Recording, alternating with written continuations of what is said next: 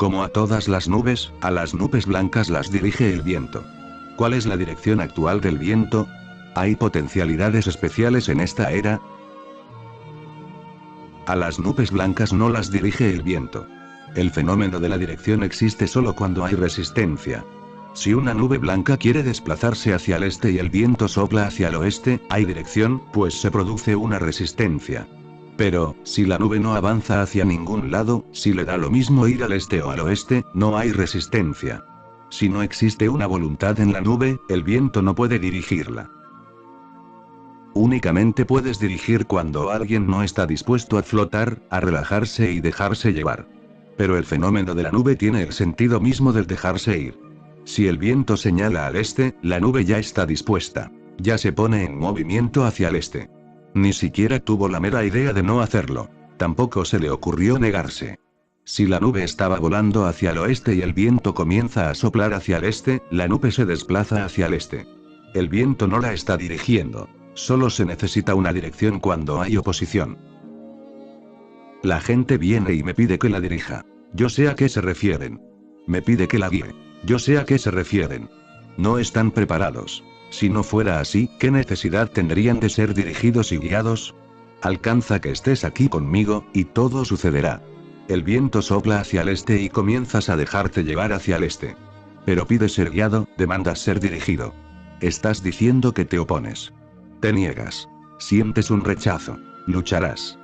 Y, si no hay voluntad de parte de la nube, ¿cómo podrías establecer una diferencia entre lo que es la nube y lo que es el viento? Solo existe un corte si hay una voluntad.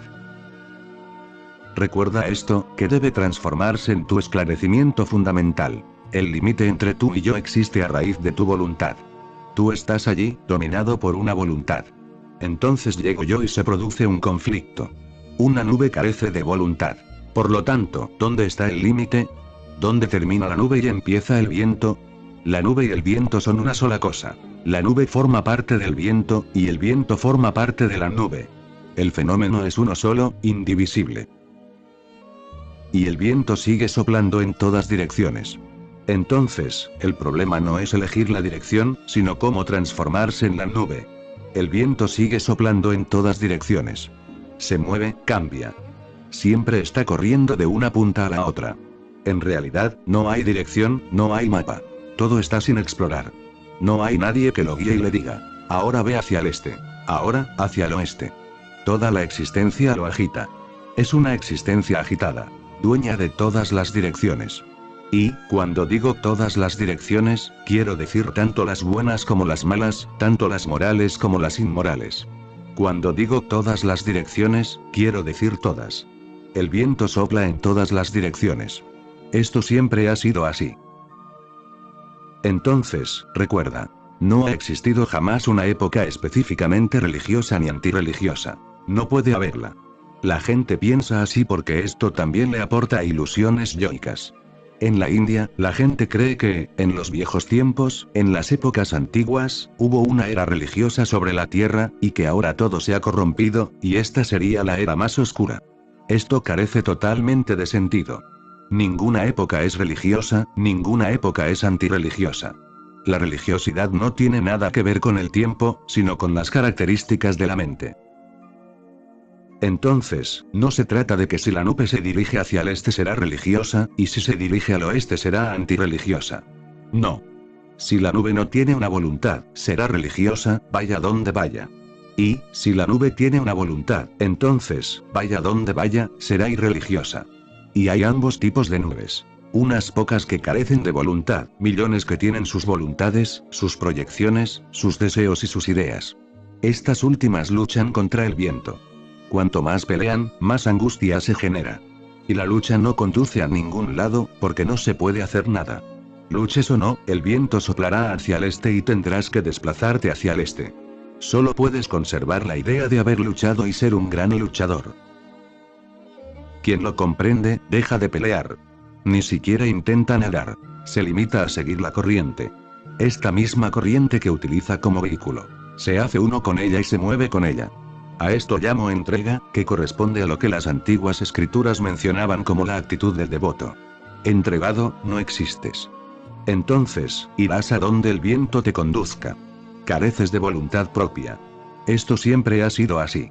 En el pasado, había Budas, nubes blancas que flotaban. En el presente, hay Budas, nubes blancas que flotan. En el pasado, había locas nubes negras llenas de voluntad, deseo, futuro. También hoy están allí. Si tienes voluntad y deseo, eres una nube negra, pesada. Si no tienes voluntad, ni deseo, eres una nube blanca, sin peso. Y ambas posibilidades están siempre abiertas. Depende de ti si permites o no dejarse llevar. No pienses en el tiempo y en la época. El tiempo y la época no tienen importancia. No obligan a nadie a convertirse en Buda, ni impiden que nadie se convierta en Buda. El tiempo y la época no tienen importancia. Permítete estar vacío y esta será la edad dorada. Déjate estar demasiado lleno de deseos y esta será la edad más oscura que sea posible, la Kali Yuga. Creas tu propio tiempo y tu época a tu alrededor. Vives en tu propio tiempo y en tu propia época. Recuerda, en este sentido, no somos contemporáneos. Jesús es antiguo. Puede ser que esté aquí, pero es antiguo. Vive tan eternamente que no se puede decir que sea moderno. No se puede afirmar que pertenezca a un fragmento de tiempo. No forma parte del mundo de las modas que llegan y se van. Al vivir con lo absoluto, uno se torna absoluto. Al vivir con lo eterno, uno se torna eterno. Al vivir con lo limitado en el tiempo, uno se torna limitado en el tiempo. Pero la cuestión sigue siendo pertinente también en otro sentido. En todo el mundo, la gente tiene la sensación de que se aproxima una cierta era, un cierto momento, un cierto clímax, un crescendo. Como si algo fuera a explotar, como si estuviéramos llegando a un punto particular de la evolución humana. Pero me gustaría decirte que esto es nuevamente una ilusión yoica de la época. Toda era razona de esta manera. Con nosotros, algo está llegando a su culminación. Estamos aquí y algo especial está por suceder sobre la faz de la Tierra. Esto siempre ha sido así. Se dice que, cuando Adán y Eva fueron expulsados del jardín del Edén, Adán le comentó a Eva justo cuando cruzaban la puerta: estamos atravesando la mayor transformación que se haya conocido jamás en la historia. El primer hombre hablando y pensando. La mayor transformación. Toda época cree que las cosas van increciendo, hasta llegar a un punto final, en el cual todo explotará, y nacerán nuevos seres. Pero estas son esperanzas, ilusiones yoicas, poco significativas. Tú estarás en este lugar durante algunos años. Después vendrán otros y creerán lo mismo. Este crescendo no es algo a lo que accede la época, sino el ser individual. Se alcanza el clímax, pero siempre se lo alcanza con conciencia, no con un inconsciente colectivo. Nos evadimos permanentemente. Muchos empiezan a pensar en los demás para evitar pensar en sí mismos. Comienzan a pensar en la época, en el tiempo, en los planetas, en lo que habrá de ocurrir con la conciencia humana, solo para evitar descubrir el verdadero problema. ¿Qué ocurrirá con mi conciencia? El objetivo debe ser tu propia conciencia. Todo tiempo es bueno, todos los tiempos son buenos para eso.